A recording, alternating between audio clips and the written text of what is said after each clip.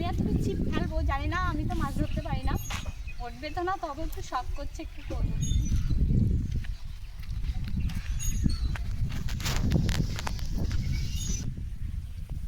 তো একটা মাছও তো আমি পেলাম না, কি আর করা যাবে। জুই মাছ তো পেলাম না আমি, তুমি ধরো আমি বাড়ি চলে যাই। হ্যাঁ আচ্ছা। আর ক্যামেরার পেছনে কিন্তু জুই আছে এখন। হ্যালো এভরিওয়ান, তো তোমরা সবাই কেমন আছো? আশা করছি তোমরা সবাই ভালো আছো, আর আমিও কিন্তু খুব ভালো আছি। বড়োদেরকে জানাই আমার প্রণাম, আর ছোটোদের জন্য রইল আমার অনেক অনেক ভালোবাসা। তো সাগরিকা নতুন একটা ব্লগে তোমাদের সবাইকে জানাই স্বাগতম। তোমরা সবাই কেমন আছো অবশ্যই কমেন্ট বক্সে কমেন্ট করে জানিও। তা চলো আজকের দিনটাকে শুরু করা যাক। আর স্নান করে ফ্রেশ হয়ে তারপরে তোমাদের সাথে চলে আসলাম গল্প করতে। তো স্নান করা হয়ে গেছে, তো ভাবলাম একবারে পুজোটাও দিয়ে নিই, তো সেই জন্য মন্দিরে চলে এসেছি। আর এতদিন তো বাড়িতে পাট ছিল কিছুদিন আগে, আর এখন যেহেতু মাঠের জল শুকিয়ে গেছে, তো এখন সবসময় পাটকাঠি আনার চেষ্টা করছে মাঠের থেকে। তো দেখো বাড়িটা ভর্তি পাটকাঠি একদম, এই উঠোন সামনের উঠোনেও পাটকাঠি। এদিকে আমি চলে এসেছি মন্দিরে। চলো এখন মন্দিরের ভেতরে যাওয়া যাক, আর পুজো দেবো। পুজো দিয়ে কী করবো কি না করবো সবই তোমাদের সাথে শেয়ার করব। তো চলো এখন বেশি বাগর বাগর না করে, আর দেখো পাটকাঠিতে এইটুকুই রাস্তা রাখা হয়েছে, আর সব দিক দিয়ে পাটকাঠি নাড়া হয়ে গেছে, মানে এইটুকু আসা যাওয়ার জন্য রাস্তা। ওই সামনের উঠে নিয়েও তাই অল্প একটু রাস্তা রেখে সব দিকে নাড়া। তো চলো বেশি বাগর বাগর না করে এখন মন্দিরে চলে এসেছি পুজোটা।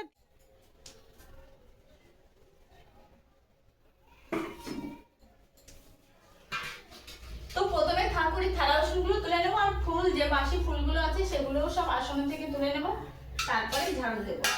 আগে সব বাসন তুলে নিই।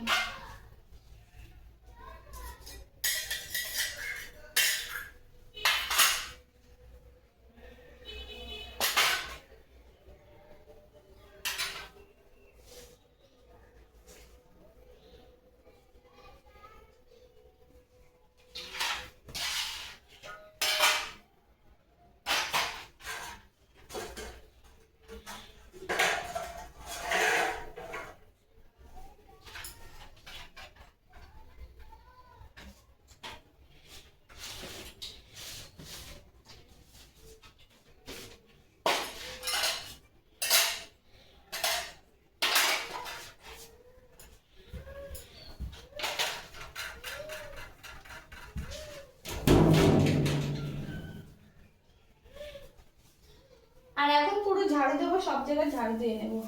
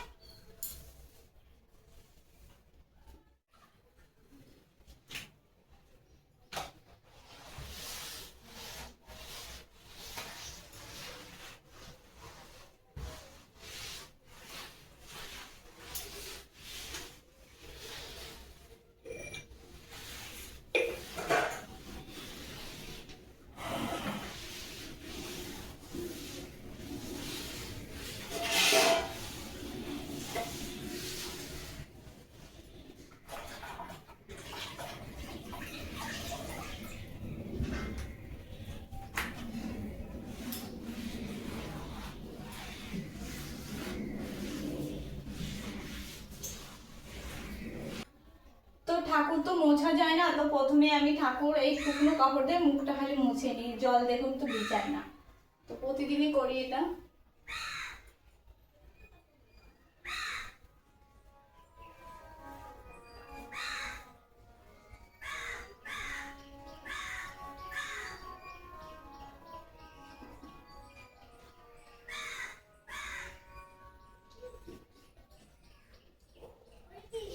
দেখো পুজো কিন্তু আমার কমপ্লিট হয়ে গেছে দেয়া। এই যে সব থালে থালে প্রসাদ ভগবানের চরণে। তো চলো পুজো দেওয়া হয়ে গেছে। আর এদিকে দেখো মেজদি বাড়ির পাটকাঠিগুলো, এই যে ওনাদেরই পাটকাঠি এগুলো। এখানে এই যে কিছুটা গাদা দিয়েছে, আর যেগুলো ভিজে ভিজে সেগুলো আবার একটু হালকা পাতলা নেড়ে দিচ্ছে। এই যে এই জায়গাটা কিন্তু ফাঁকা হয়ে গেছে। তো আমি অনেকটা দিন পরে একটু বাগানের দিকে আসলাম। তো জল ছিল কাদা টাদা, ওর জন্য আমি আসি না। আর জল শুকিয়ে গেছে, আর জুই ঈশা অভি ওরা সবসময় মাছ ধরতে আসে। আমাদের গর্তর ভিতরে, তো আমি আসি না, তো আজকে একটু দেখতে আসলাম। আর ওরা মাছ ধরে চলে গেছে, কিন্তু আমি একটু দেখি কেমন কি জল টলগুলো কেমন আছে কি আছে, একটু তোমাদেরকেও দেখাবো।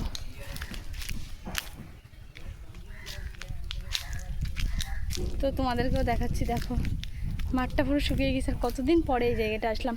যখন আম ছিল তখন সবসময় আসতাম, তো এখন আর আসা হয় না, কারণ জল ছিল, কাদা, বৃষ্টি, তো এখন একটু শুকিয়ে গেছে, ওর জন্য আসলাম। আর কত সুন্দর কলমি শাক আর দেখাচ্ছি দাদা।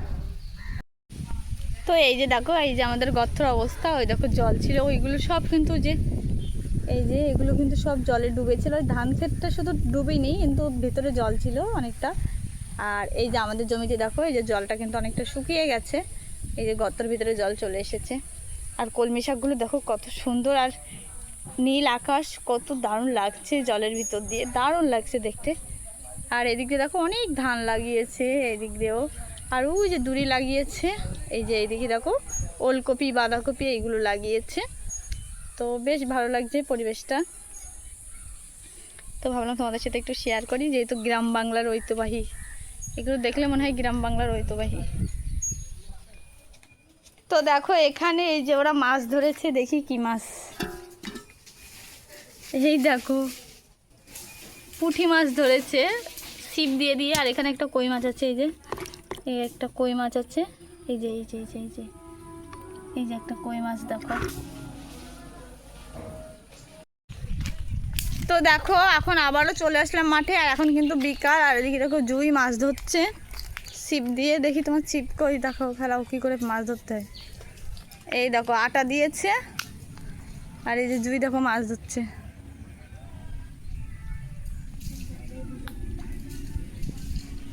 কি দারুণ লাগছে।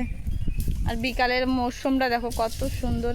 এদিকটা ধরতে তাও চলে এসেছি। না পারে অল্প অল্প, বেশ একটু ধরেছে। এখানে একটা না দুটো পেয়েছে এই যে বালতির ভিতরে, আর আগেই তো পেয়েছিল। আর এই দেখো আটা কোথায় লাগিয়ে রেখেছে, এই দেখো পাটকাঠির মাঝখানে আটা লাগিয়ে রেখেছে।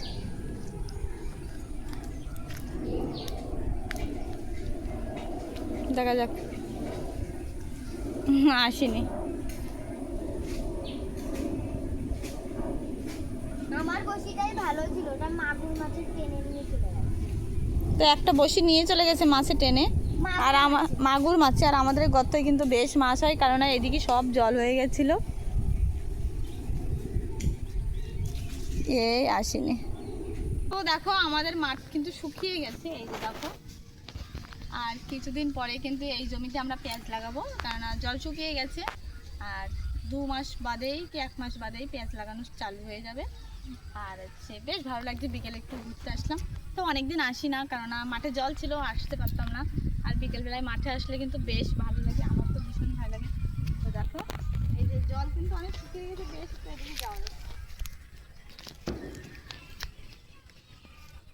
বেশ ভালো লাগছে। ইরি বাবা কাদা, চারিপাশটা তো দেখে নাও কত সুন্দর লাগছে।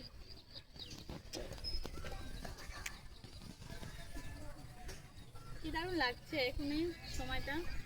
এই সময়টা না আমার ভীষণ ভালো লাগে, এই সময়টা বেশ ভালো লাগে। না বেশি ঠান্ডা আছে না বেশি গরম আছে, আর বিকেলবেলা একটু ঘুরতে আসলে তো ভালোই লাগে। তো এরকম পরিবেশ তোমাদের কাদের ভালো লাগে অবশ্যই জানিও আমাকে। তো জুই আসলো বলে, জুই এসেছে বলে আমার কিন্তু এখানে আসা হয়েছে, না তো খুব একটা আসি না, কারণ কাদা ছিল। তো এখন থেকে আসবো, কারণ শুকিয়ে গেছে। এখন বাড়ির দিকে যাচ্ছি।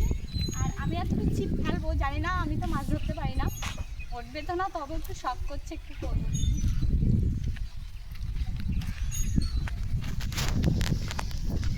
দেখো কাঁঠাল গাছে কত কাঁঠাল হয়েছিল, না কত কাঁঠাল হয়নি, অল্প কাঁঠাল হয়েছিল। বন্ধ করে দে।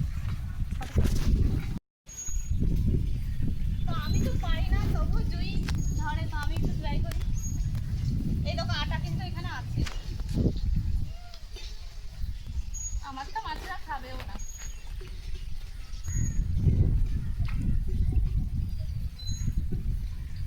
মাছেরা দেখো খেয়ে চলে গেছে, কিন্তু মাছ আমি পাইনি। বেঁধেছে না বাদি, ও আটা দিতে হবে। মাছদের প্রিয়